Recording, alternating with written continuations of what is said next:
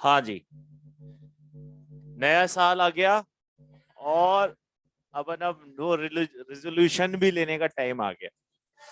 तो I think आप लोगों ने अपने अपने रेजोल्यूशंस ले लिए होंगे, है ना। अब रेजोल्यूशन है जो है उसे पाने के लिए अब जो कर सकते हैं उसको स्टार्ट करिए आज से, है ना। मतलब क्या होता है कि जैसे अपन हर चीज को सेलिब्रेट करते हैं तो वो इसीलिए करते हैं कि भाई ताकि हमें कुछ नई एनर्जी, पॉजिटिव वाइब्स मिलने लगे। तो भाई इसी उम्मीद के साथ अब वापस से, अगर अभी तक भी कुछ अपना ऐसा रहा हो कि मैं थोड़ा सा पढ़ नहीं पाई या कुछ भी नहीं हुआ हो, तो बेटा वापस से अभी चक्री घुमाई जा सकती है ना। क्योंकि मैंने आपको पहले ही बोला था, कुछ बच्चे क्रैश कोर्स में भी एडमिशन लेके सेलेक्ट हो जाते हैं and we are far better them. हम पहले आ गए हैं। मुझे नहीं मालूम इस,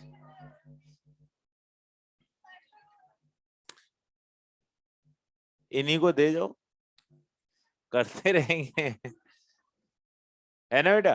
तो इस साल मतलब आज से, बस आज तो पहली पहली क्लास मतलब सेकंड क्लास, है ना, अभी शुरुआत हुई है। तो अपन आज से ही बिल्कुल पॉजिटिव माइंड सेट लेके बैठो कि बस ये जो आने वाला अपने नीट का एग्जाम होगा हमें वो क्रैक करना है और बहुत अच्छे से उसमें से पास होना है। इसी पूरी बात के साथ चलो स्टार्ट करते हैं अपना आज का प्रोग्राम। कहाँ पे पहुंच गए थे हम? हाइड्रोलाइसिस ऑफ नॉन मेटल्स चल रहा था। नॉन मेटल्स में हम जो है, अच्छा पहले तो देख लेते हैं हाइड्रोलाइसिस इन शॉर्ट क्या चल रहा है। हाइड्रोलाइसिस का मतलब होता है water itself break down into H plus and OH minus. अब देखो वाटर खुद टूट गया है, तो यानी कि कौन सी रिएक्शन के लिए तैयारी कर रहा है? केमिकल। क्योंकि हाइड्रेशन में तो ऐसा हुआ ही नहीं था। तो इसका मतलब वाटर अब जो है केमिकल प्रॉपर्टी दिखाएगा। तो आपको याद है ये पॉजिटिव पार्ट है, ये नेगेटिव। तो ऐसे ही आपको कोवेलेंट कंपाउंड में भी क्या ढूंढना है? पॉजिटिव और नेगेटिव। और हमें मालूम है सेंट्रल एटम अक्सर कर किसके साथ जाएगा? OH के साथ। Because this part is electron deficient and this part act as nucleophile, so it attacks on it. कौन सा मैकेनिज्म फॉलो करना है? SN2। और साइड एटम बेटा किसके साथ चला जाएगा? H के साथ। अगर साइड एटम फ्लोरीन हुआ तो क्या बनेगा? HF। साइड एटम क्लोरीन हुआ तो क्या बनेगा? साइड एटम कार्बन हुआ तो क्या बनेगा? देखना पड़ेगा, देखना पड़ेगा। क्या देखना पड़ेगा? चार्ज। अगर कार्बन पे -4 चार्ज है तो CH4 बनेगा। दो कार्बन पर -2 चार्ज है तो C2H2 बनेगा। और तीन कार्बन पर -4 चार्ज है तो C3H4। इसका नाम मिथेनाइड, क्योंकि इसने कौन सी गैस प्रोड्यूस करी? मीथेन।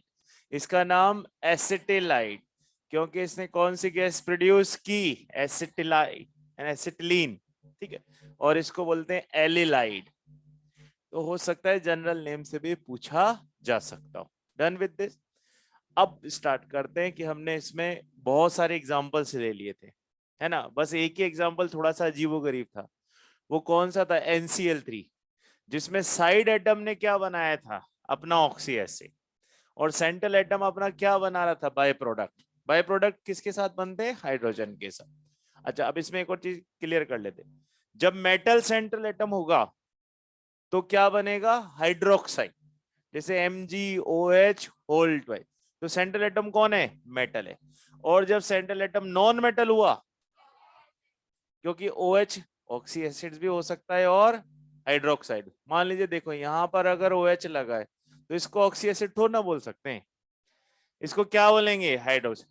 किसकी वजह से हाइड्रोक्साइड बोला? मेटल की वजह से।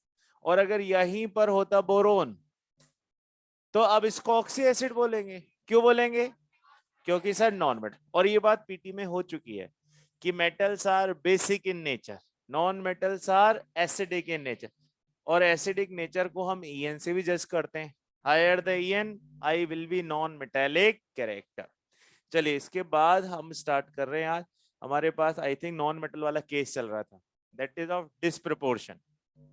डिस्प्रपोर्शन याद करके आए? टोटल कितने हो गए अब तक? 6 हो गए, 6 है ना। चलो जल्दी से लिस्ट बनाते हैं। पहली दो रिएक्शंस थी N2O4 और Cl2O6 की। ये दोनों हमारे कैसे एनहाइड्राइड हैं? मिक्स्ड, क्योंकि इन्होंने दो तरह के ऑक्सी एसिड्स प्रोड्यूस किए थे। नेक्स्ट, दो डिस्प्रोपोर्शन रिएक्शन थी जिसमें डिस्प्रोपोर्शन हुआ HNO2 का और एक H3PO3 का। हमेशा याद रखिएगा जब भी इंटरमीडिएट ऑक्सीडेशन स्टेट्स होंगी क्या होने की पॉसिबिलिटी है? डिस्प्रोपोर्शन, क्योंकि वो आगे भी जा सकता है और पीछे भी जा सकता है। तो वो जरूरी नहीं है कि हमने जितनी लिखी है उतनी हो, उससे भी ज्यादा हो सकती है, पर हमारे सिलेबस में इतनी ही थी इसीलिए मैंने उतनी ही लिखी है जितनी हमारे सिलेबस में आ रही हैं, है ना। पर अगर कोई और भी दिख रही हो तो डिनाई नहीं कर सकते, बस ये चेक करना है कि whether it is oxidising as well as reducing. 4 हो गई। फिर कल हमने स्टार्ट किया था फॉस्फोरस का। अब देखो फॉस्फोरस किसकी, इसकी एटॉमिसिटी क्या रहेगी? P4। S8 लिखूंगा तो एटॉमिसिटी क्या हो गई? 8। तो P4 हमेशा कौन सा फॉस्फोरस मानना है? व्हाइट। कौन सा मानना है? व्हाइट, है ना। क्यों मानना है? क्योंकि अक्सर कर हम इसी से बनाएंगे प्रोडक्ट। अब अगर इसको मैं किससे ट्रीट करूं? वाटर से, तो ये रिएक्शन होगी सोडियम हाइड्रोक्साइड की प्रेजेंस में। तो अब डिस्प्रपोर्शन होगा, तो एक तो ये अपने लोएस्ट में जाएगा और एक जो है अपनी लो ऑक्सीडेशन स्टेट का ऑक्सी एसिड बनाएगा, यानी कि एक तो अपना क्या बनाएगा? हाइड्राइड, तो PH3 बन गया, और एक इसका लोएस्ट ऑक्सीडेशन स्टेट का ऑक्सी एसिड बोलो कौन था? H3PO2, उसका जनरल नेम फॉस्फिनिक। फॉस्फिनिक और H3PO3 को फॉस्फोनिक, दोनों में एक ही ऑक्सीजन का डिफरेंस है, इसीलिए उस ऑक्सीजन को इसने नाम में रख लिया फॉस्फो। ओ आ गया क्योंकि ये एक्स्ट्रा ओ है, जबकि इसका नाम क्या है? फॉस्फिनिक। तो यहाँ पे आई है और यहाँ पर ओ है, तो ये डिफरेंस है जो ऑक्सीजन का डिफरेंस भी क्रिएट कर रहा है। अब याद है आपको कौन सा ऑक्सी एसिड बनेगा बेटा? H3PO2, क्योंकि ऑक्सीडेशन स्टेट लोएस्ट +1 है। इसमें से एक हाइड्रोजन रिप्लेस हो जाएगा किसके थ्रू? सोडियम के थ्रू। तो हमें मिलेगा सोडियम हाइपोफॉस्फाइट। क्यों बोले इसको? ITE लगाया लास्ट में, क्योंकि कौन सा एसिड है? अस में अगर H गया तो एंडिंग किसके साथ करेंगे? ITE। इक से गया तो ATE, है ना। इसी तरह से सल्फर S8, अगर इसका हाइड्रोलाइसिस हुआ इन प्रेजेंस ऑफ NaOH तो अपना एक हाइड्राइड बनाएगा, और इसका हाइड्राइड कौन सा है? H2 है। तो हमें याद रखना हाइड्राइड हमेशा किस स्टेट में बनते हैं? ग्राउंड स्टेट में। किस स्टेट में बनते हैं? ग्राउंड। तो ग्राउंड में बनाए, ठीक है। इसका भी ग्राउंड स्टेट ये है, और उसके बाद ये मिलकर अपना एक ऑक्सी एसिड बनाएगा। तो लोएस्ट ऑक्सीडेशन स्टेट किसमें मिलती है? H2S2O3, ठीक है। क्या नाम था इसका? थायोसल्फ्यूरिक एसिड। तो ये क्या है बेटा? सल्फ्यूरिक, यानी कि एंडिंग किसके साथ करेंगे? 8 के साथ। थायो क्यों बोला? SS लिंकेज है। आप है ना इसको कैसे बना सकते हो? सिंपली H2SO4 है, उसमें से एक ऑक्सीजन हटा दो और उसकी जगह क्या लगा दो? सल्फर, तो बन जाएगा। जैसे ये वाला ऑक्सीजन मैं हटा दे रहा हूं, है ना, बाकी सब तो वही का वही है, तो ये वाला ऑक्सीजन हट के S आ गया तो किसकी स्ट्रक्चर बन जाएगी? थायोसल्फ्यूरिक, ठीक है। और अब इसमें NaOH अपना काम करेगा तो वो इसके H को रिप्लेस कर देगा, तो क्या बनेगा Na2S2O3, इसी का नाम क्या है, थायोसल्फेट। 8 क्यों लगाया, एक से गया है इसलिए लगाया 8। चलिए अब हम स्टार्ट करते हैं हेलोजेंस वाला। तो अपने पास अब ये सारी डिस्प्रोपोर्शन हो गई है, टोटल कितनी आई बेटा अपने पास 6 आ गई है ना। अब किससे स्टार्ट करना है, हेलोजन से। हेलोजेंस में सबसे पहले मैं ले लेता हूं फ्लोरीन। इसका एक क्वेश्चन अपन काटेंगे अभी, है ना, क्योंकि वो प्रूव हो चुका है। बताओ F2 रिएक्ट करेगा, बिल्कुल वही सब देखना है जो वहां देखा है। F2 वाटर से रिएक्ट करे तो क्या क्या प्रोडक्ट बनाएगा, HF बनाना चाहिए और HOF बनाना चाहिए। लोएस्ट ऑक्सीडेशन स्टेट तो यही है। कितनी आ रही है फ्लोरीन पे ऑक्सीडेशन स्टेट, +1। क्या फ्लोरीन पॉजिटिव चार्ज एक्वायर करेगा, क्यों, क्योंकि कौन देगा इसको पॉजिटिव चार्ज, ये खुद ही सबको नेगेटिव चार्ज पॉजिटिव चार्ज देता है, क्योंकि इसकी EN पूरी पीरियोडिक टेबल में सबसे ज्यादा, तो ये बन ही नहीं सकता, इसलिए ये इंस्टेंट टूटेगा और वापस से क्या प्रोड्यूस करेगा, HF, और क्या रिलीज कर देगा, नेसेंट ऑक्सीजन। तो अपने को यहाँ पर ये ध्यान रखना है, या तो इसको नेसेंट ऑक्सीजन लिख लो या फिर हाफ O2 मॉलिक्यूल की फॉर्म में लिखोगे तो बस हमें ध्यान रखना है कि HOF एग्जिस्ट नहीं करता। पेज नंबर 65, ये क्वेश्चन आया हुआ है, एम्स में भी आया हुआ है और PMT में भी आया हुआ है। Page number 65, question number 26। Statement ध्यान से पढ़ना, स्टेटमेंट वाले क्वेश्चंस में ही पता लगता है कि आपने कितना अच्छे से कंसेप्ट पढ़ा हुआ है। पढ़िए, ध्यान से पढ़ो थर्ड को वापस। All but fluorine show oxidation, तो फ्लोरीन नहीं दिखाता ना, बोल तो रहा है वो, सही तो बोल रहा है कि सब दिखाएंगे, किसको छोड़ के, फ्लोरीन को। फ्लोरीन कभी भी पॉजिटिव नहीं जाएगा। थर्ड फर्स्ट वाला पढ़ो, ऑल फॉर्म मोनोबेसिक, तो भाई सभी मोनोबेसिक बनाते हैं वो तो, फ्लोरीन फैमिली में सभी क्या बनाएंगे, मोनोबेसिक, क्योंकि हाइड्रोजन तो एक ही है ना, चाहे HOCl बने, चाहे HClO2 बने, चाहे HClO3 बने, बनेंगे तो सारे ही क्या, मोनोबेसिक। केवल किसका डिफरेंस आएगा, ऑक्सीडेशन स्टेट का। तो भाई इसकी तो +1 कभी नहीं आ सकती, इसलिए अपने कौन सा आंसर हो जाएगा इसमें, 1। कि ट्रू पूछा है ना कि फॉल्स पूछा है, तो फॉल्स तो फर्स्ट ही है कि सभी क्या बना सकते हैं, मोनोबेसिक। तो भाई नहीं बना सकते, कौन नहीं बना सकता, फ्लोरीन। क्यों नहीं बना सकता, क्योंकि इसके ऊपर कभी भी पॉजिटिव ऑक्सीडेशन स्टेट नहीं आ सकते। ठीक है, इसीलिए आप इसको क्या लिखोगे, फर्स्ट, है ना। अब इसका बेसिस पे पेज नंबर 55 पे जो क्वेश्चन नंबर 9 है वो काट दीजिए। पेज नंबर 55 पर क्वेश्चन नंबर जो 9 है उस बिल्कुल उड़ा दीजिए। क्यों उड़ा दीजिए, क्योंकि उसमें कोई भी ऑप्शन हमारे काम का नहीं है।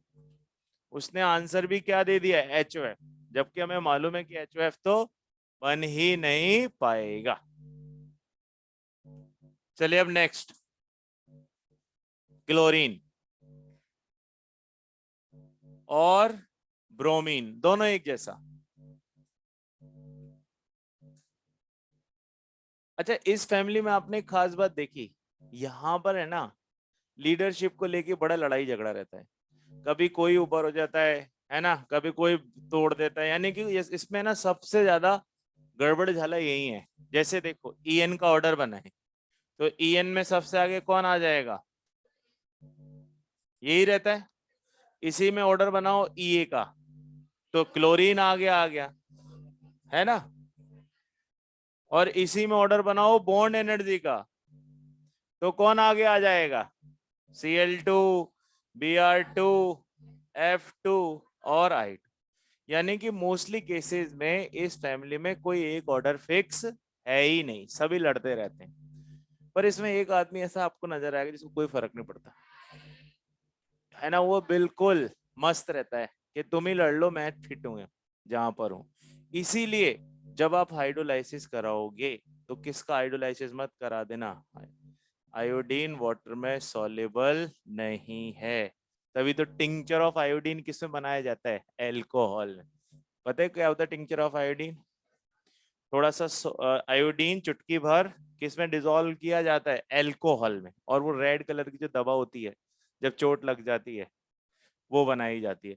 उसकी कौन सी प्रॉपर्टी आयोडीन की? एंटीसेप्टिक। ठीक है, पर वो वाटर में सॉल्युबल नहीं है, इसीलिए टिंचर ऑफ आयोडीन बनाने के लिए हम किसका यूज करते हैं? Iodine plus alcohol. क्यों यूज कर रहे हैं बेटा एल्कोहल को? क्योंकि ये वाटर में सॉल्युबल नहीं। अच्छा, इन दोनों का केस बिल्कुल सेम है। क्या क्या बनेगा? एक तो या तो HCl बनाओ या HBr बनाओ, और साथ में ऑक्सी एसिड। सभी जगह हमने क्या बनाए? Oxy acid. ऑक्सी एसिड बनाओ लोएस्ट ऑक्सीडेशन स्टेट का, HOCl या फिर HOBr। तो क्या एक और डिस्प्रपोर्शन नहीं आया? ये वाली रिएक्शन भी कैसी रिएक्शन है? डिस्प्रपोर्शन। तो आप ये लिख लीजिए। अब अपने पास टोटल डिस्प्रपोर्शन कितने हो गए? सारे बोर्ड पर हैं, 7। और अगर क्लोरीन ब्रोमीन के अलग अलग लिखोगे तो 8 हो जाएंगे, है ना? डिस्प्रपोर्शन में से क्वेश्चन आने की पॉसिबिलिटी बेटा सबसे ज्यादा है, क्योंकि इतनी सारी रिएक्शन हम याद नहीं कर सकते, पर डिस्प्रपोर्शन तो याद करना है ना? और उसका रिजल्ट भी सीधा अनएक्सपेक्टेड होता है, याद ही करना होता है।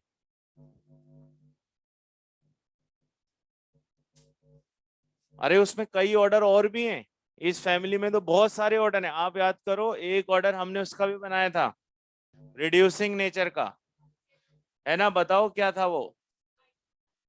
I- सबसे आगे, फिर ब्रोमाइड, फिर क्लोराइड, और सबसे लास्ट में F-। और एक ऑक्सीडाइजिंग नेचर का, वो बिल्कुल इसका अपोजिट, वो EN से देखते हैं, है ना? तो इस वाले फैमिली में बहुत सारे ऑर्डर्स हैं।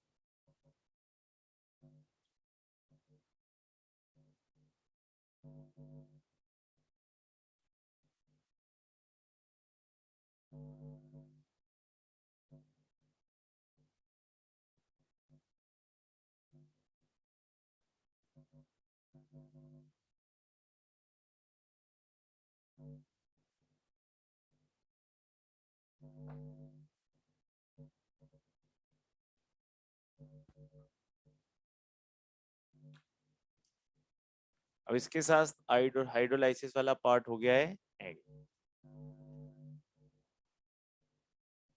एक पार्ट बचेगा जिनॉन फ्लोराइड्स का हाइड्रोलाइसिस, वो हम करेंगे जब ग्रुप 18 चल रहा हो।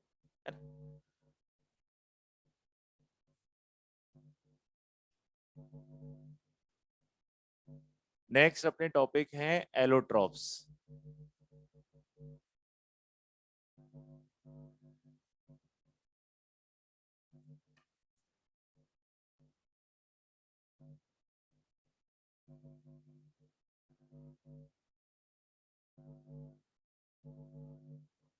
एलोट्रॉप्स हमने शायद कुछ जूनियर क्लासेस में पढ़ा होगा। याद करो, डायमंड के, डायमंड के नहीं, कार्बन के। डायमंड इटसेल्फ एलोट्रॉप है ना। क्रिस्टलाइन और अमॉर्फस, क्या डिफरेंस है भाई? सर ये 3D स्ट्रक्चर्स हैं और ये पाउडर है। इसमें 3 इंपॉर्टेंट, डायमंड,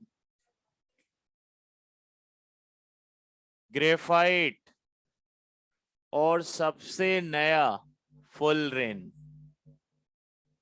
सबसे नया माना जाता है बेटा फुल रेन, है ना? अमोरफस में बहुत सारे हैं, चारकोल, कोक, ब्लैंक लैप, नहीं लैम्प ब्लैक।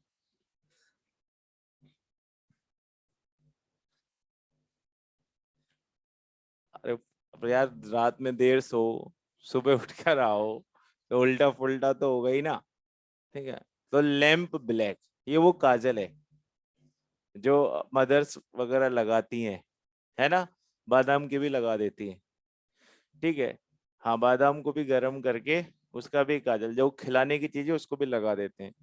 वो रहता है उनका, है ना, कि भाई ठीक है, अच्छे से अच्छी इसकी आईज हो जाए ऐसे बादाम जैसी। है ना, हिरण जैसे, इसीलिए लगाते हैं वो, मतलब वो हमारे यहाँ तो ऐसे ही बोलते हैं।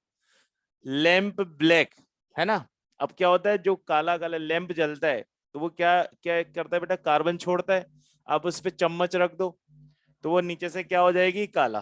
तो वो क्या के जमा हो गया यहाँ पे, वो कार्बन जमा हो गया, है ना। तो ये सब कार्बन के एलोट्रॉप्स हैं। अगर आपसे पूछे सबसे हार्डेस्ट कौन है तो ये बताना है। सबसे सॉफ्ट पूछे, लैंप ब्लैक। और सबसे प्योरेस्ट पूछे तो फुलरेन।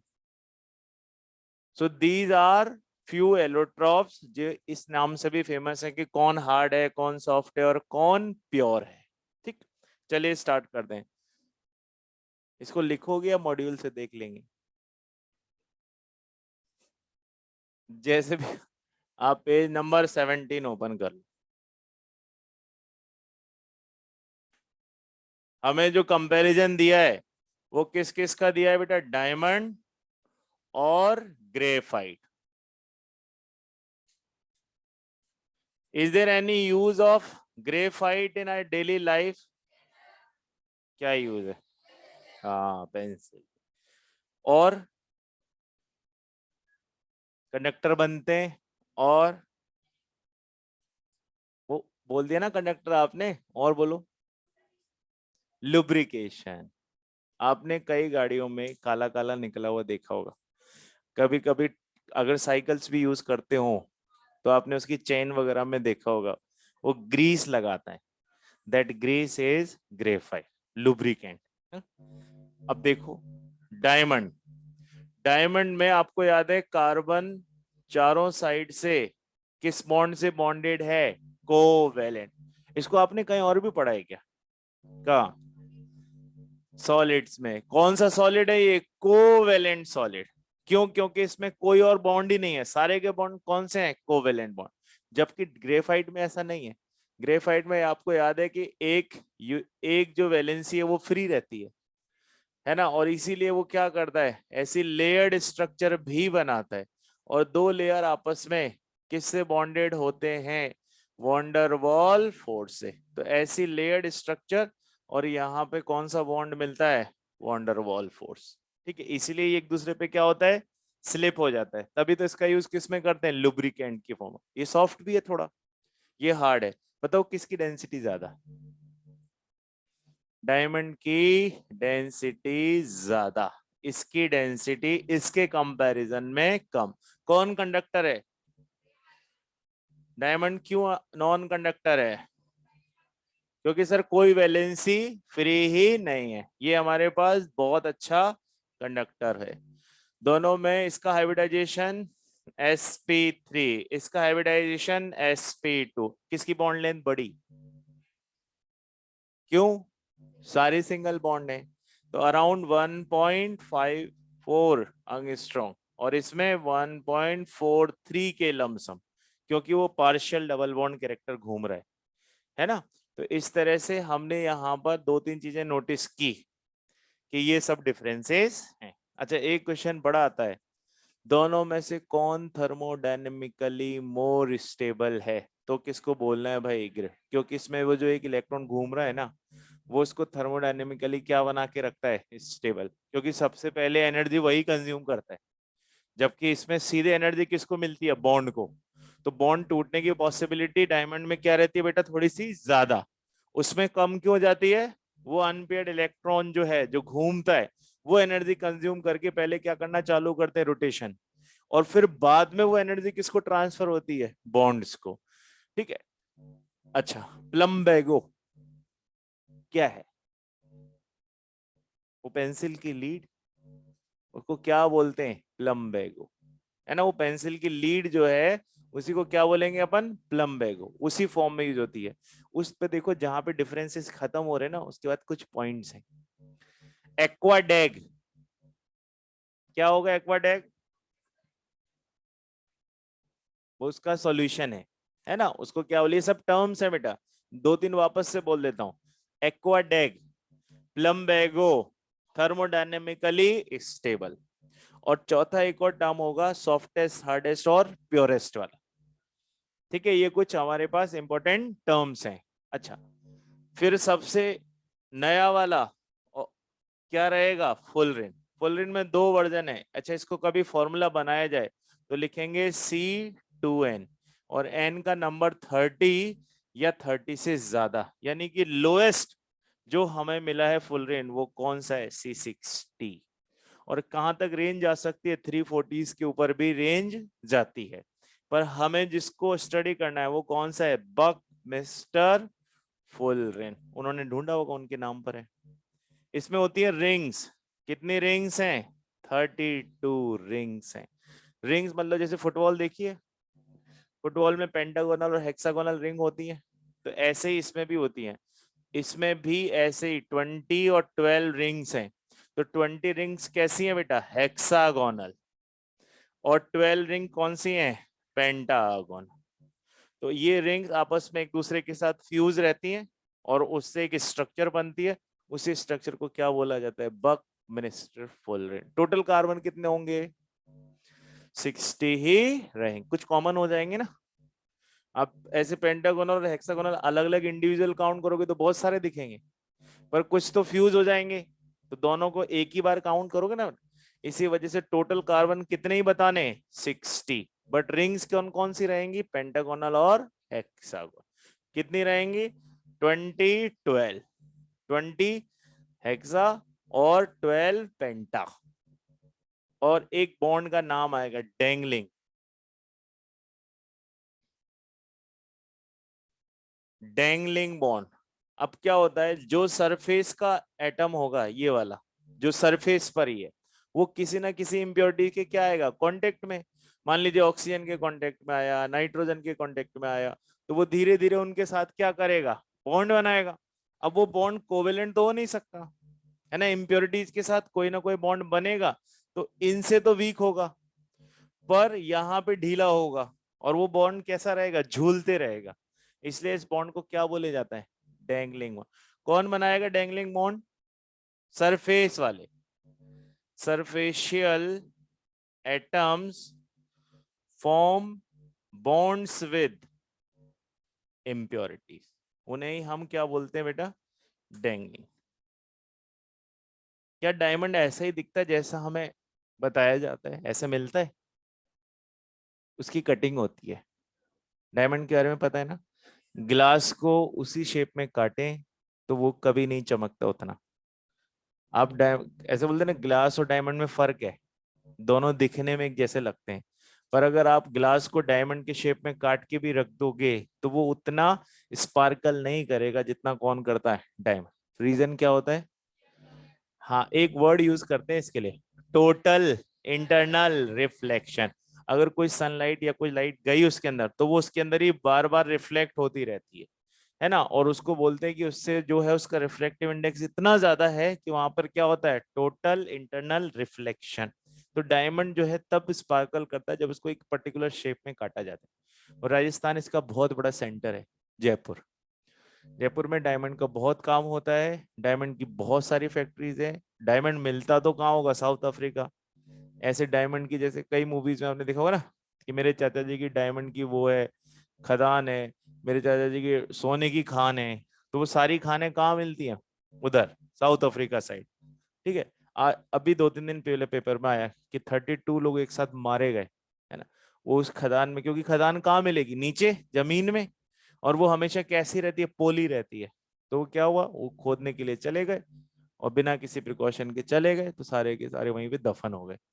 तो डायमंड, सोना, ये सब कहाँ मिलता है, कार्बन से ही तो बना है। कार्बन ही क्या होता है, लंबे समय में किसमें, हाई टेम्परेचर हाई प्रेशर पे किसमें कन्वर्ट हो जाता है, डायमंड में कन्वर्ट हो जाता है। तो डायमंड के बारे में 2-3 खास बातें, sp3 हाइब्रिड, और इसका एक और नाम है, को अपनी लैंग्वेज में तो अपन इसको क्या बोलेंगे, नहीं मतलब समझ नहीं रहे बात भाई, बाकी लोगों के लिए, जो लोग केमिस्ट्री नहीं पढ़े होंगे उनके लिए वो डायमंड है, हमारे लिए वो एलिमेंट है ना। हमारे लिए वो एलोट्रॉप है, किसका एलोट्रॉप है, कार्बन का। हमारे लिए वो सिंपली क्या है, हमारे लिए वो sp3 हाइब्रिड कार्बन है, हमारे लिए वो जाइंट पॉलीमर है, हमारे लिए वो एक इंसुलेटर है ना। बाकी लोगों के लिए बहुत प्रीशियस है, दो हमारे लिए भी प्रीशियस है, मिले तो सही। पर हमें हमें जो मिल रहा है वो क्या मिल रहा है बेटा, बुक में एलोट्रॉप मिल रहा है। तो हमारे लिए वही सब कुछ ठीक। तो sp3 non conductor high density, और इसका इसका एक सबसे बड़ा यूज याद रखेंगे, this is polymer, this is giant polymer, जिसने सारा क्या बना लिया है, नेटवर्क खड़ा कर लिया। और बॉन्ड कौन सा है, कोवेलेंट बॉन्ड इसका नेटवर्क बना। ऐसे कई और भी पढ़े थे, B4C, SiC, नॉर्बाइड, SiO2। और आप याद करो मेल्टिंग पॉइंट में हमने बोला था कि इनको कोई बीट नहीं कर सकता, मतलब अगर ये चारों पांचों होंगे तो कोई भी स्ट्रॉन्ग आयनिक कंपाउंड आ जाए उससे भी आगे इनको रखना है ना, इनका कोई कंपैरिजन नहीं है। और बाकी कंपैरिजन आयनिक और कोवेलेंट में किए जाते हैं। डन विद दिस, चलो पेज टर्न करो, पेज नंबर 18। जो लिख रहे हैं वो लिख रहे हो, कोई लिख तो नहीं रहा है, बुक में मार्क कर रहे हो ना, ठीक है।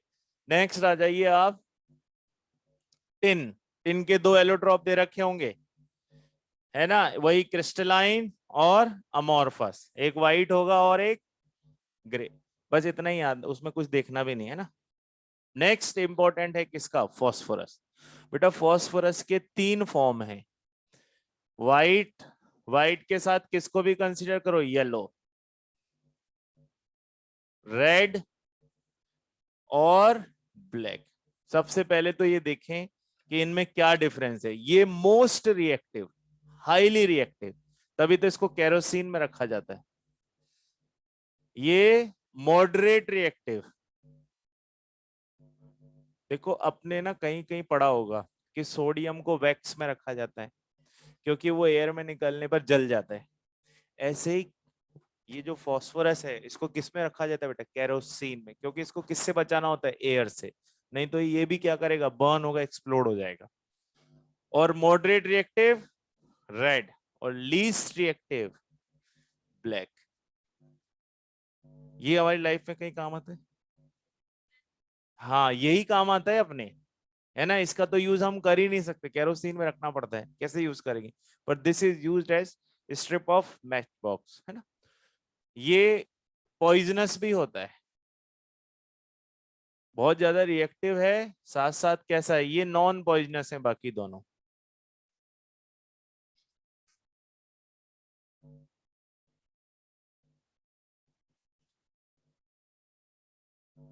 इसका रिएक्टिविटी का रीजन पूछा जा सकता है, किसका, व्हाइट का।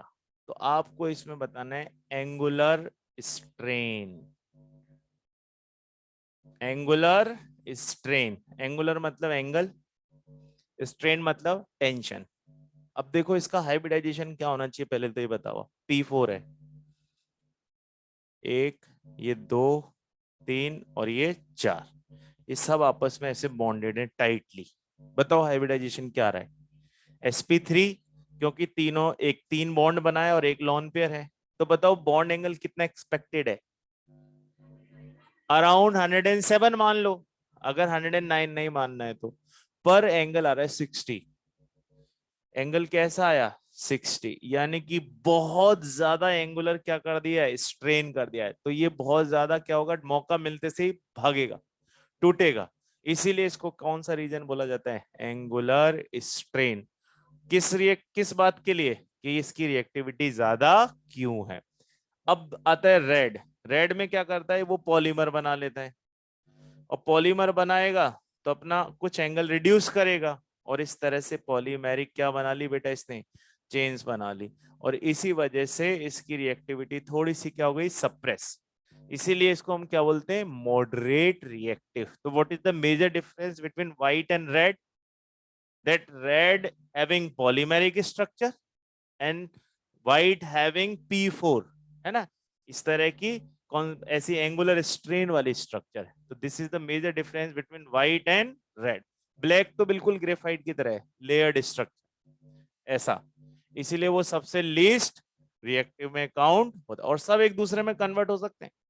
देखो बुक में व्हाइट से अल्फा ब्लैक बनाया होगा 473 पे, है ना। और हाँ हाँ, व्हाइट से रेड, व्हाइट से अल्फा ब्लैक ऐसे बना रखा होगा, बीटा ब्लैक, है ना। तो सब एक दूसरे में क्या है, इंटर कन्वर्टिबल। इसलिए हमें टेम्परेचर याद नहीं रखना, बस ये देखना है कि एल सब इसको एक दूसरे में कन्वर्ट किया जा सकता है, सिर्फ क्या ध्यान रखना है कि किस टेम्परेचर पे किसको कन्वर्ट किया गया, तो सब एक दूसरे में इंटर कन्वर्टिबल है। अब आ जाइए लास्ट, सल्फर। सल्फर के कुछ फॉर्म्स याद हैं?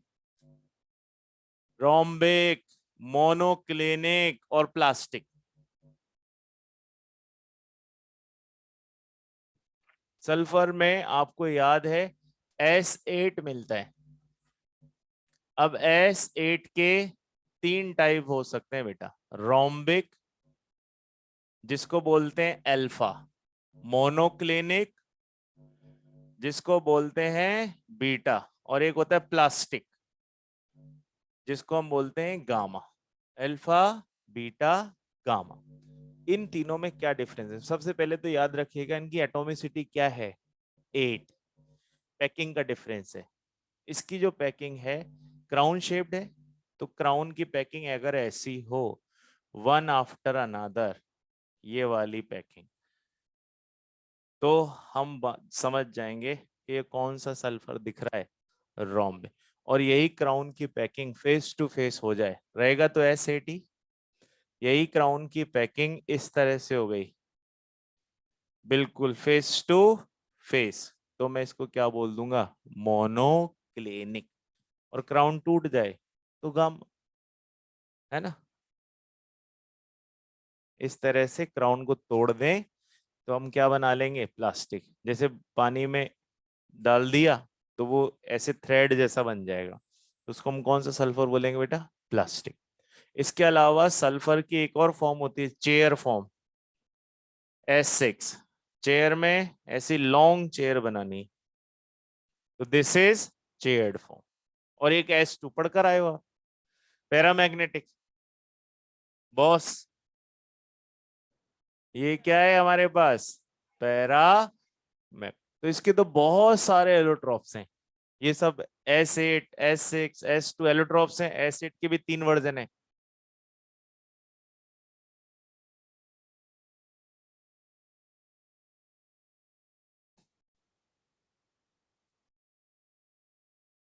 एलोट्रॉप से कभी कोई क्वेश्चन नहीं आया है, क्राउन से कुछ नहीं आया कभी।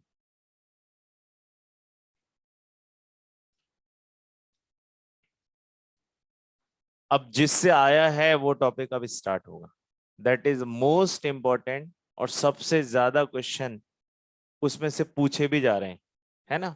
उसी के बारे में बात करने जा रहे हैं, दैट इज सिलिकेट। हटा दो ये पार्ट।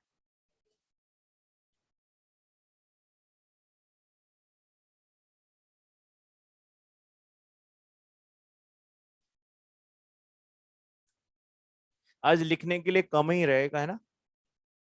पहले दिन है ना, इसलिए ऐसा टॉपिक लाए हैं अपन जो है ना इसमें कम ही लिखना पड़े। मंडे से तैयार रहिएगा।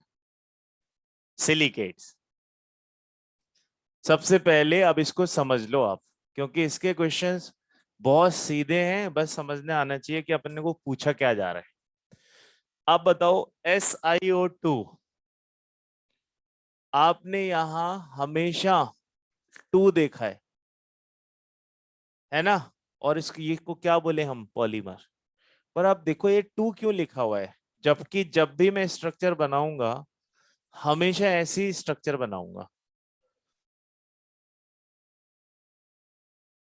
यानी कि पॉलीमेरिक। कि सर यहाँ पर तो मुझे हर सिलिकॉन के साथ कितने ऑक्सीजन नजर आ रहे हैं, 4। पर फॉर्मूला बनाते समय हम कभी भी 4 नहीं लिखते, फॉर्मूला बनाते समय तो सर हमेशा ही कितना लिखा जा रहा है, 2 लिखा हुआ जा रहा है। तो क्या चक्कर चल रहा है, ये देख लेते हैं। ये पूरा नेटवर्क इस तरह से बना हुआ है, इसी नेटवर्क की वजह से हमें मालूम है कि इसका क्या नहीं हो सकता, हाइड्रोलाइसिस नहीं हो सकता।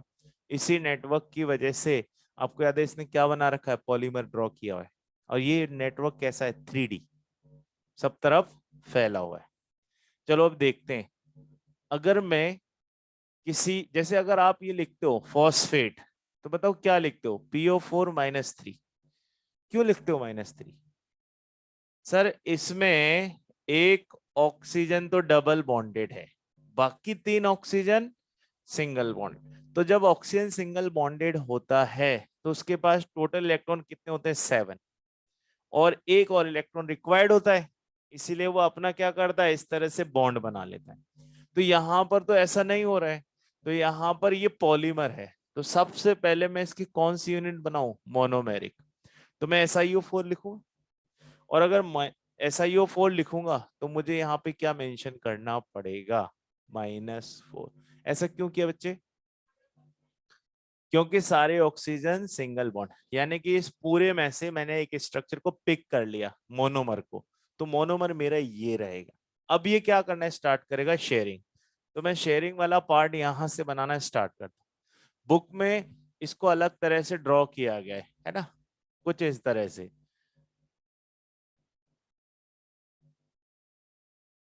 तो ये एक ऑक्सीजन, ये दूसरा, ये तीसरा, ये चौथा, और बीच में डॉट लगाकर किसको बताया गया है, सिलिकॉन को। तो ये स्ट्रक्चर बनाया गया है बुक में, है ना।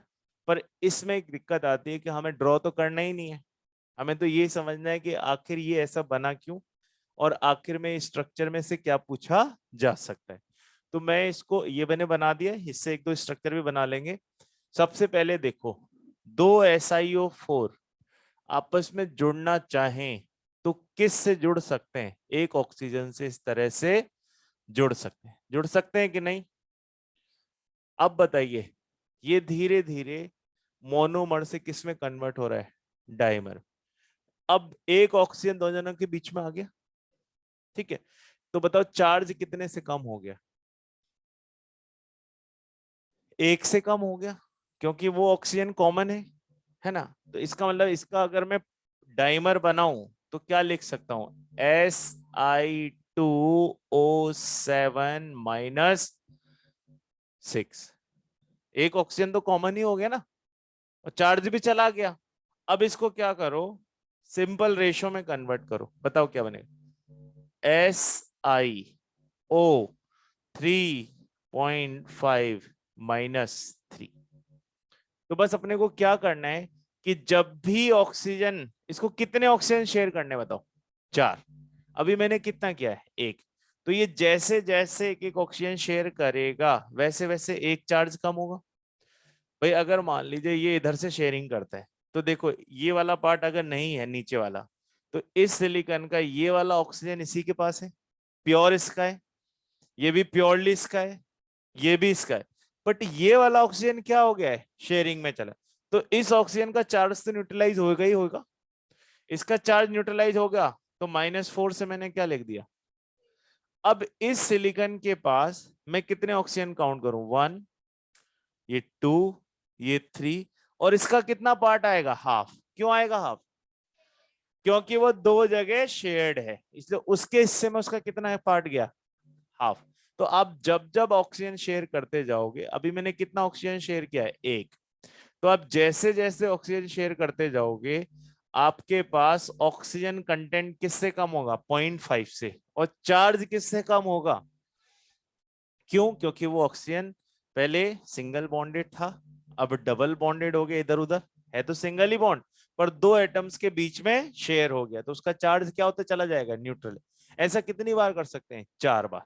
एक बार हो गया, अब बताओ नेक्स्ट क्या होगा, SiO3 आ जाएगा। ऑक्सीजन कितने से कम होगा बेटा, पॉइंट। अब 3 कैसे आया होगा, चलो यहां देख लेते हैं। एक और शेयर कर लेगा, तो ये ऐसे पॉलीमेरिक चेन बनाना चालू करेगा, लीनियर चेन, ये यहां पे। अब आप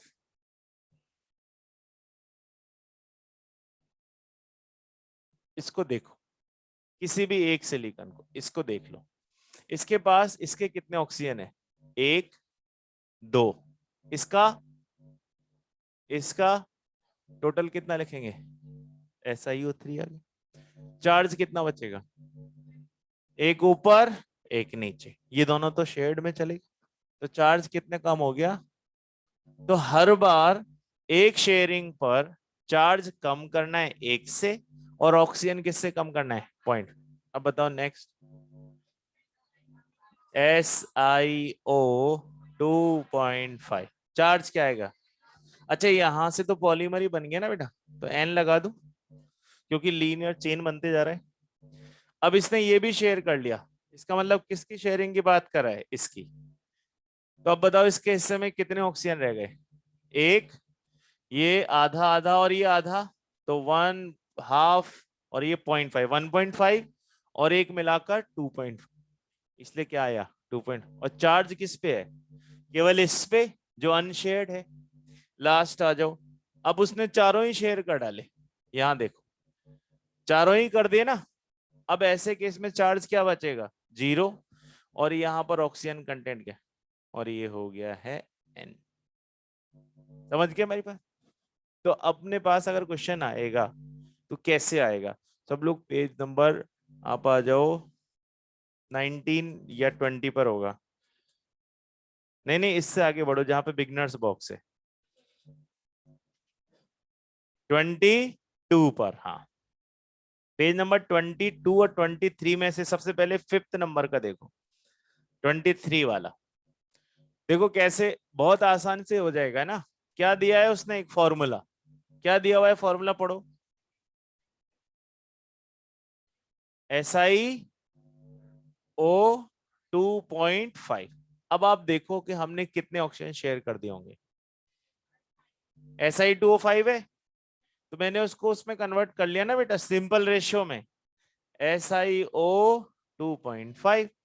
अब देखो कितने ऑक्सीजन शेयर्ड हैं, यहां पे कितने हो गए थे, 2, यहां पर 3, और यहां पर 4। तो अभी तो मैं यहां से यहां आया हूं, कितने ऑक्सीजन शेयर करके आया हूं, 3। देखो कहीं ना कहीं लिखा होगा 3 ऑक्सीजन शेयर्ड हैं। सिलिकॉन की आप पहले बताओ इसमें वो क्या है, हाइब्रिडाइजेशन, sp3। sp3 को क्या बोलते हैं, टेट्राहेड्रल। तो ये टेट्राहेड्रल तो लिखा हुआ ही रहेगा कि टेट्राहेड्रल स्ट्रक्चर है, और उस टेट्राहेड्रल स्ट्रक्चर में सिलिकॉन ने कितने ऑक्सीजन शेयर कर लिए हैं, 3 शेयरिंग कर दी। तो आप सारा आंसर हमेशा किससे करोगे, रेशियो से।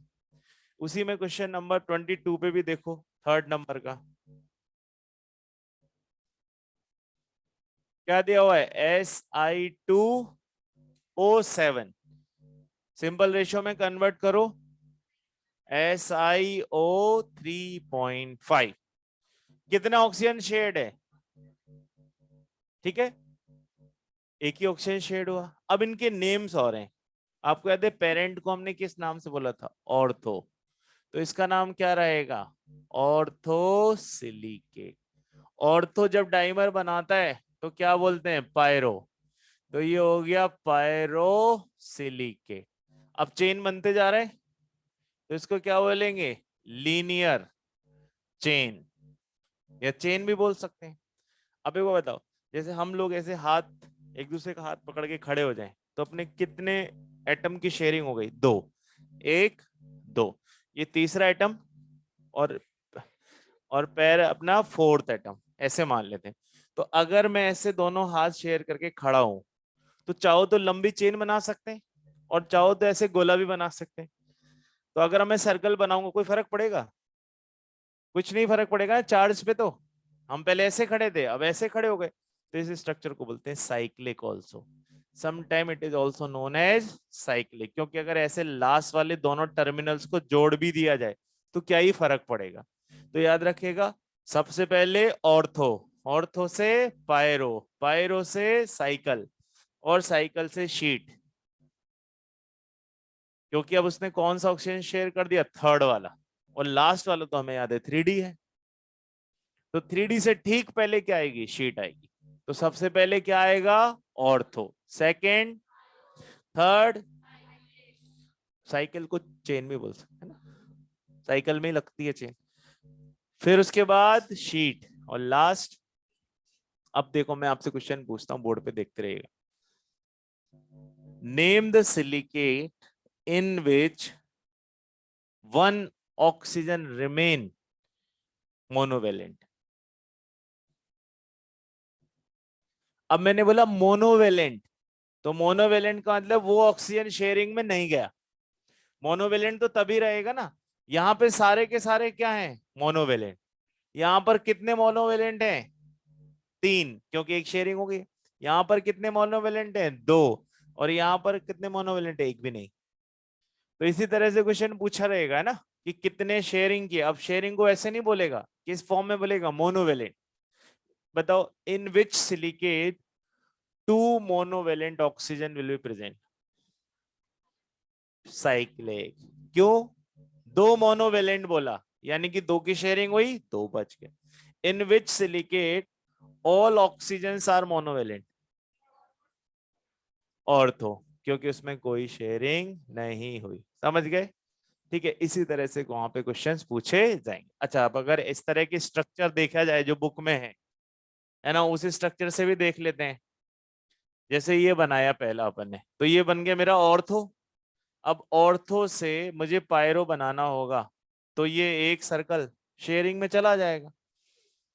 तो ये बन गया स्ट्रक्चर पायरो वाला। अब देखो, ये सेंटर वाला अभी शेयरिंग में नहीं गया, ये सेंटर वाला अभी शेयरिंग में नहीं गया, ये भी नहीं गया, ये भी नहीं। तो आप इसमें काउंट करोगे ना, तो वैसे ही आ जाएगा Si2O7। 2 सिलिकन, ठीक है, और कितने ऑक्सीजन शेयरिंग हुई? 1। तो इसके ऊपर कोई चार्ज नहीं लिखा मैंने, पर यहां देखो 1 2 3 4 5 6, इसलिए शेयरिंग के बाद भी कितने ऑक्सीजन ऐसे रहते हैं जिन पे चार्ज रहेगा? 6 ऐसे रहे। और एक किस में चला गया? शेयरिंग। तो आप चाहो तो इसको ऐसे बनाओ। अब अगर इसी को मुझे क्या बनाना हो? चेन, तो मैं इसको कंटिन्यू कर दूंगा यूं, तो ये वाला चार्ज भी क्या होगा? गया। तो अब मेरे पास कौन से चार्ज आ जाएंगे? ये आउटर और एक ये इनर। बाकी सारे धीरे धीरे किस में जा रहे हैं? शेयरिंग में। तो आप इसको ऐसे भी बना सकते थे, और चाहे तो सीधे सीधा रेशो में कन्वर्ट करके भी पढ़ सकते हैं। समझ गए मेरी बात? कैसे करेंगे? ठीक है, लिख लीजिए। हर एक शेयरिंग पर, ये स्टेटमेंट भी लिख लो बेटा, है ना, on each sharing of oxygen क्या कम होगा? चार्ज 1 से। Charge decrease by 1 and oxygen content bye 0.5। तो जैसे जैसे आप ऊपर से नीचे आओगे, शेयरिंग होगी, शेयरिंग होगी, तो हर ऑक्सीजन अपना चार्ज लूज करेगा। टोटल लूज करने के लिए कितने चार्ज हैं? 4। तो 4 बारी शेयरिंग हो सकती है, और 4 ही ऑक्सीजन शेयर करने को है। हर एक शेयरिंग पर ऑक्सीजन का कितना कंटेंट कम करना है? 0.5। क्यों? क्योंकि दोनों तरफ काउंट होगा, इधर भी और इधर भी। जैसे यहाँ दिख ही रहा है, चारों शेयर्ड हो गए, तो इस सिलिकॉन के साथ कितने लिखाएंगे? एक half, second half, third half और फोर्थ। तो टोटल कितने हुए? 4। और चार्ज क्या हो गया? पूरी तरह से न्यूट्रलाइज।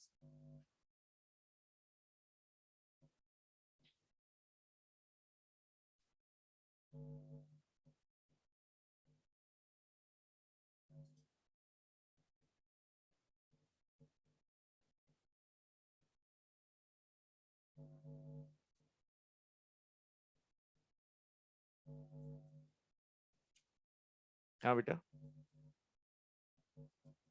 ये वाला देखो बेटा, इस स्ट्रक्चर को देखोगे आप, तो इसमें पहले इसको देखो, ये वाला, ये किसको बता रहा है?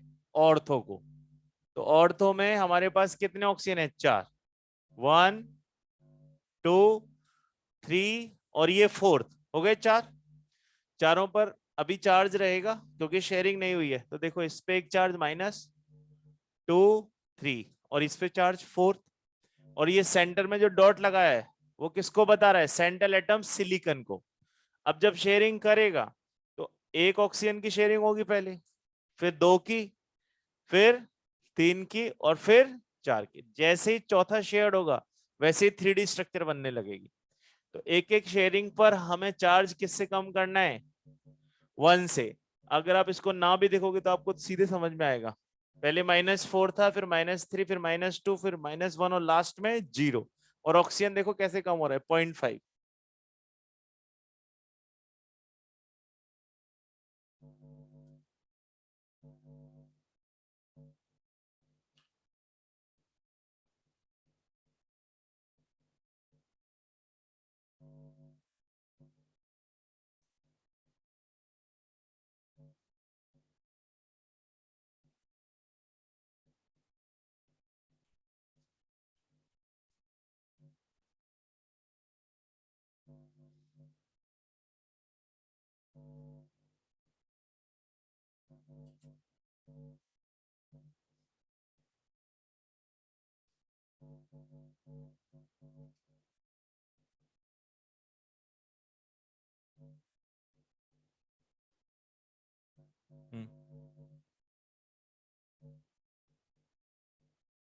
हाँ, मैं एक एक करके शेयरिंग स्टार्ट कर देना, ऊपर 1 2 3 4 ऐसे लास्ट तक।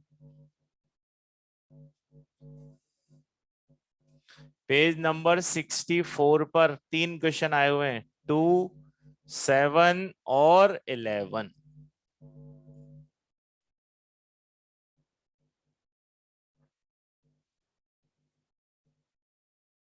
एक्सरसाइज 2 में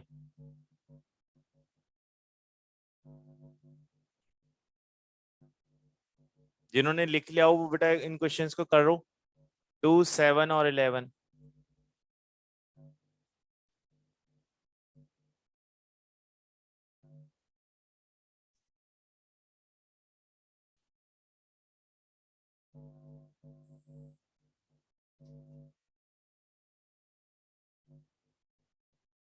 सबसे पहले क्वेश्चन नंबर 2 पूछा है कि किसमें चेन स्ट्रक्चर आ सकती है। तो चेन किस में आएगी? 2 बार शेयरिंग पर, 2 बार शेयरिंग करूंगा तो ऑक्सीजन कितना कम हो जाएगा? एक, एक ही तो कम होगा, हर बार हाफ कम हो रहा है, तो 2 बार शेयरिंग पर कितना कम होगा? एक। तो ऑक्सीजन कितना आना चाहिए? 3। ठीक है, और चार्ज कितना कम होना चाहिए? 2। देखो फोर्थ नजर आ रहा है अपने को। ऐसे 7, उसने इस बार थोड़ा अलग से पूछ लिया, एक ही शेड हुआ है तो पायरो, एक शेयरिंग पे बनने वाला चीज पायरो। 11 बेसिक स्ट्रक्चर क्या है? SiO4 - 4। पेज नंबर 55, ये वाला क्वेश्चन देखते हैं आप कैसे सॉल्व करोगे। 55 पे क्वेश्चन नंबर पहले 12 करो।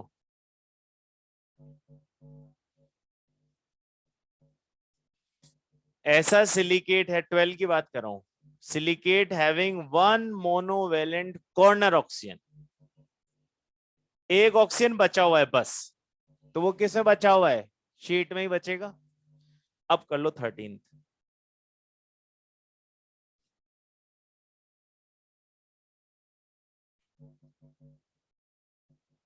ध्यान से क्वेश्चन पढ़ना, उसमें जो टर्म है ना कियोनाइट, उससे परेशान मत होना, बाकी सब समझ में आ जाएगा। आप एक टर्म पे रुक जाओगे नहीं तो। आप थोड़ी देर के लिए मान लो कि कियोनाइट कुछ नहीं है।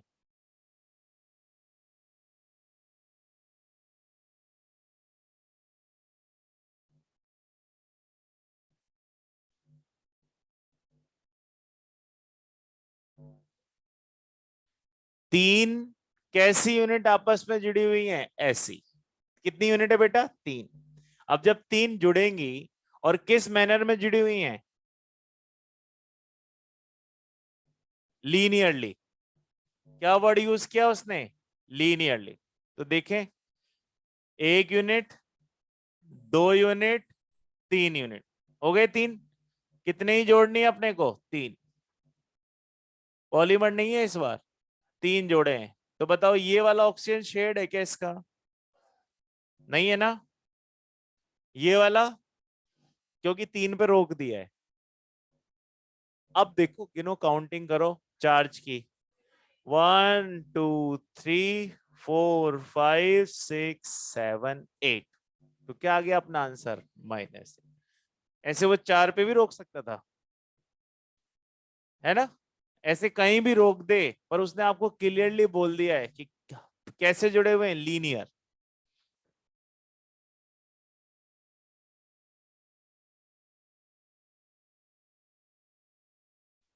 ये कहाँ पढ़ा था आपने पहले बताओ? अपन कहीं पढ़कर आए थे, वीवीटी में। वीवीटी में पढ़ा था कि यहाँ पर सारे बॉन्ड सिंगल बॉन्ड होते हैं, क्या इसमें रेजोनेंस होगा? क्यों नहीं होगा? क्योंकि सारे ही सिंगल बॉन्ड है, और हमने पढ़ा था जब सारे सिंगल बॉन्ड होंगे तो कोई भी रेजोनेंस पॉसिबल नहीं है। क्या स्ट्रॉन्ग बॉन्ड है सारे कार्बन की तरह, डायमंड जैसा? बिल्कुल। बस डायमंड में हमें स्ट्रक्चर अलग से दिखती है, इसको अपने अभी थोड़ा सा ऐसा बना दिया, नहीं तो ये भी टेट्राहेड्रल है और डायमंड भी tetrahedral. Next we are having silicones. अब सिलिकेट ही तो पढ़ रहे हैं हम। सिलिकेट में हमने क्या किया, किसको इंट्रोड्यूस करा दिया, आर ग्रुप को। कौन सा ग्रुप, एल्काइल ग्रुप, तो वो क्या बन जाएगा, सिलिकॉन। इसको बेसिकली बोला जाता है ऑर्गेनो सिलिकॉन पॉलीमर। ऑर्गेनो का मतलब आर ग्रुप।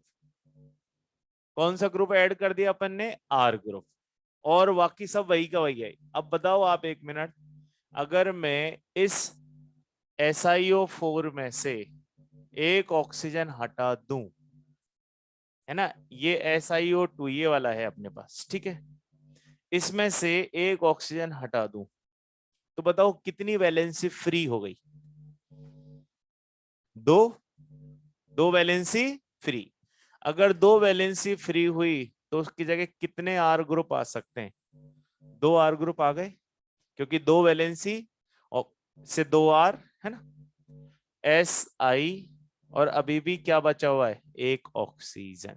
तो हम इसको क्या लिखेंगे, ये हमारी एक पॉलीमर बन गई नई, जिसमें कौन सा ग्रुप इंट्रोड्यूस हो गया, आर ग्रुप।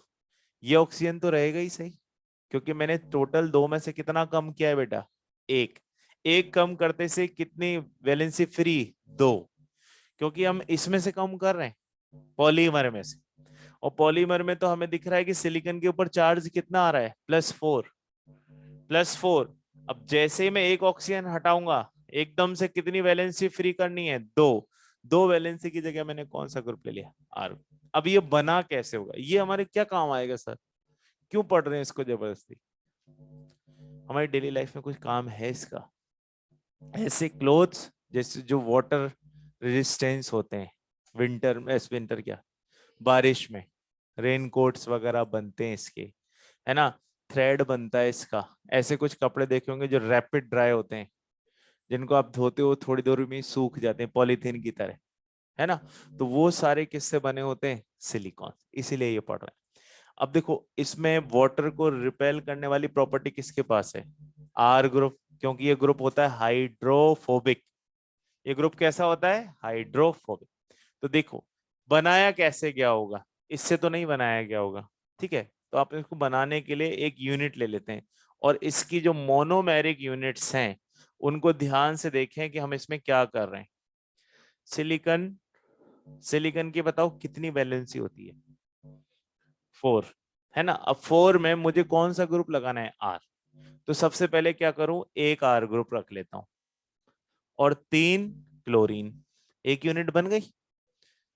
फिर 2 आर ग्रुप कर देते हैं, और 2 क्लोरीन, और क्या किया जा सकता है, 3 आर ग्रुप कर लो सर, और ऐसा है, क्या ऐसा हो सकता है चारों आर ग्रुप कर दूं, चारों आर ग्रुप करूंगा ना तो ये हिलेगा भी नहीं, क्योंकि फिर ये आगे पॉलीमर नहीं बना पाएगा, जबकि हम इसको क्या बोल रहे हैं, पॉलीमर। तो पॉलीमर बनाने के लिए मुझे एक साइड तो हमेशा खाली रखनी ही पड़ेगी। अब इसका नाम क्या बनेगा, बोलो, ऑर्गेनो क्लोरीन भी था, क्लोरो सिलेन,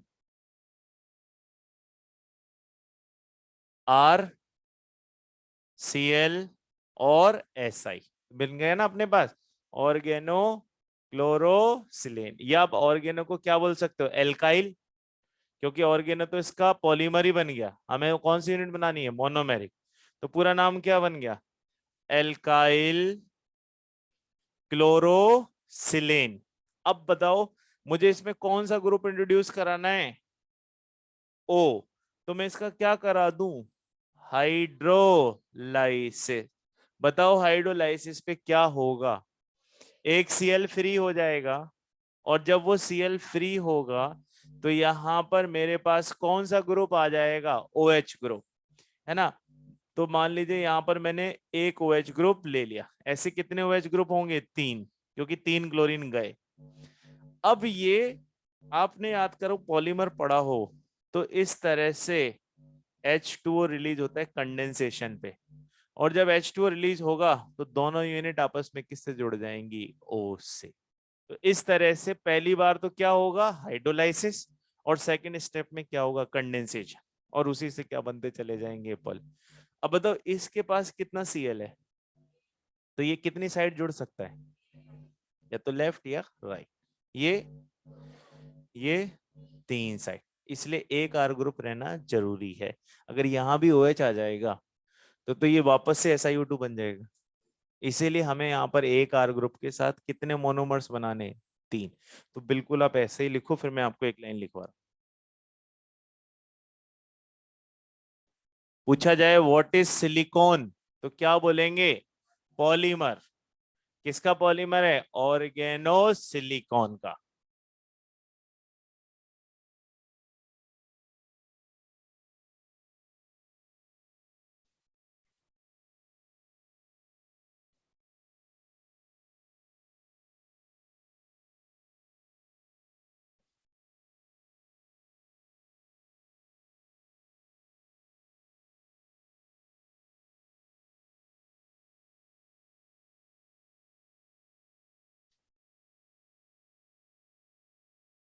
आज कुछ बड़ा नहीं लग रहा टाइम, नहीं थक गया यार, पर खत्म, मतलब मेरे पेन की इंक खत्म हो गई, और मेरे को ऐसा लग रहा है कि है ना 2 घंटे हो गए पढ़ाते हुए।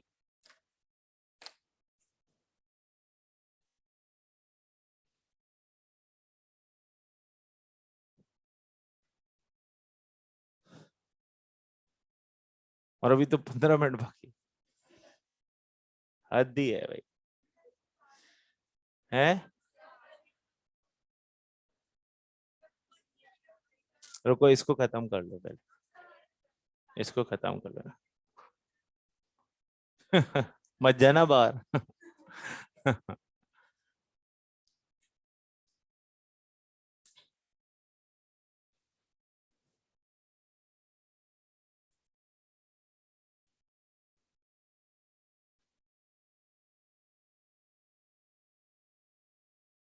लिख लिया,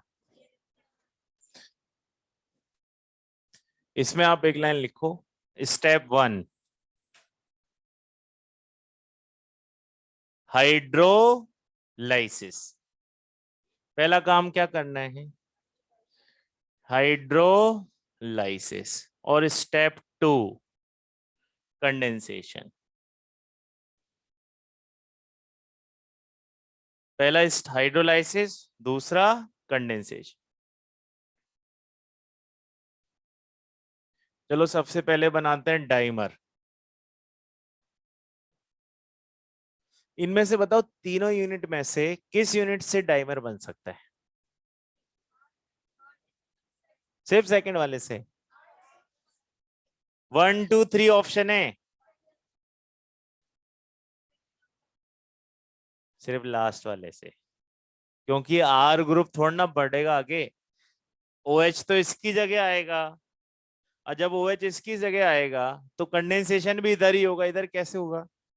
अच्छा इन तीनों में से कौन सी यूनिट ऐसी है, अच्छा पॉलीमराइजेशन जब पढ़ा होगा कभी तो 3 स्टेप आए होंगे, chain initiation, chain propagation, chain termination. इन तीनों में से किसका यूज टर्मिनेशन के लिए कर सकते, लास्ट वाला, क्योंकि वो आगे चेन को बढ़ने ही नहीं दे। चलो देखते हैं, R3SiCl, सबसे पहले इसका क्या कराया, हाइड्रोलाइज। तो आपको याद है कि यहां पर क्या आ जाएगा, OH, ये हो गया HCl रिलीज। अब इसका क्या करना है बेटा, कंडेंसेशन। कंडेंसेशन के लिए हमें मालूम है इसकी 2 यूनिट लेनी पड़ेगी, R3SiOH, तो दूसरी भी तो यही है। अब बताओ दोनों क्या रिलीज कर जाएंगे, वाटर, और जब वाटर रिलीज होगा तो मेरे पास क्या बनेगा, R3SiO(SiR)। बताओ अभी आगे बढ़ सकता है क्या, क्यों नहीं बढ़ सकता, क्योंकि सर अब R ग्रुप है, न तो हाइड्रोलाइसिस होगा, और ना ही कंडेंसेशन की कोई पॉसिबिलिटी बनेगी। तो अगर आपसे पूछा जाए इन तीनों में से कौन सी यूनिट इसको कंट्रोल कर सकती है, तो ये लास्ट वाली। ठीक है, पेज नंबर 64 पर देखो, क्वेश्चन आया हुआ है।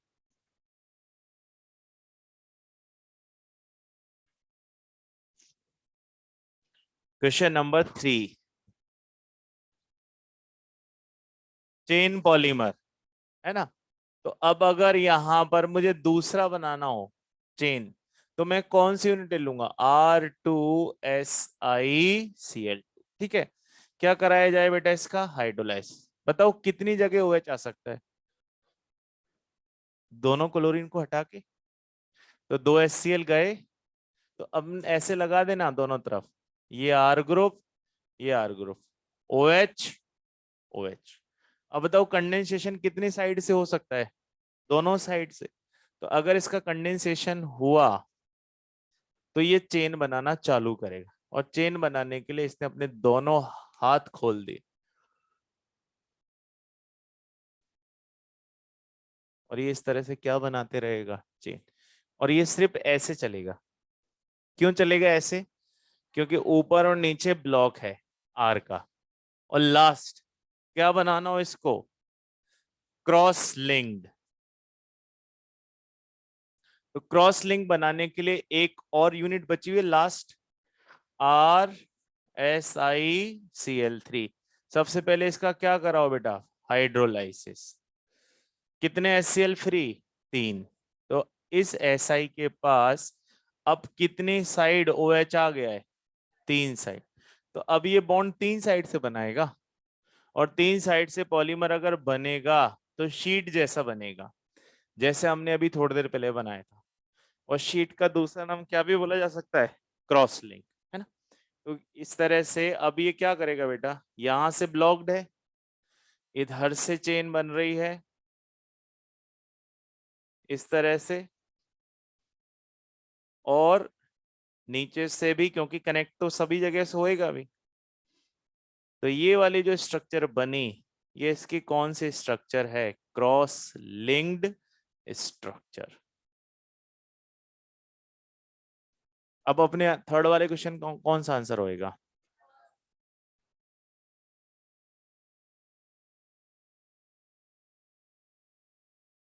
पूछा है ना कि किससे चेन बन सकती है जिसमें 2 क्लोरीन हो।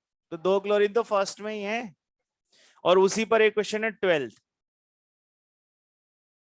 बहुत आज इसमें से ना 5-6 क्वेश्चन बन गए, ओनली किस पार्ट में से, सिलिकेट में। कौन से क्वेश्चन हो गए, सेकेंड, थर्ड, 7th, 11, 12। 12 करो तो कौन सा ऐसा है जो पॉलीमर नहीं बना सकता, R3SiCl। कौन सा दे रखा है, फोर्थ वाला। और लास्ट है इसका क्वेश्चन नंबर 31, उसी एक्सरसाइज में।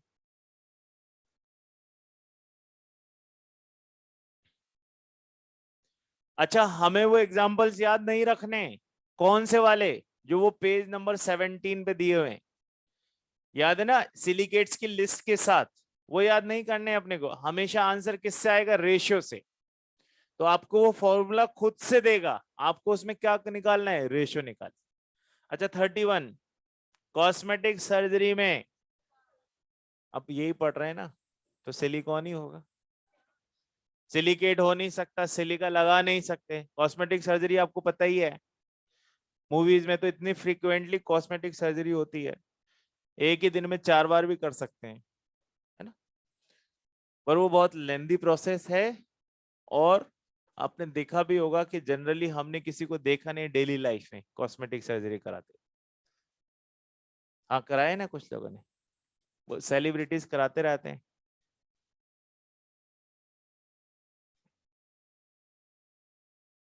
प्रियंका चोपड़ा ने कराया, है ना, उसने भी कराई हुई है।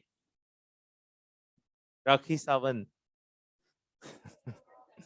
उसने भी बहुत सारी कॉस्मेटिक सर्जरी कराई।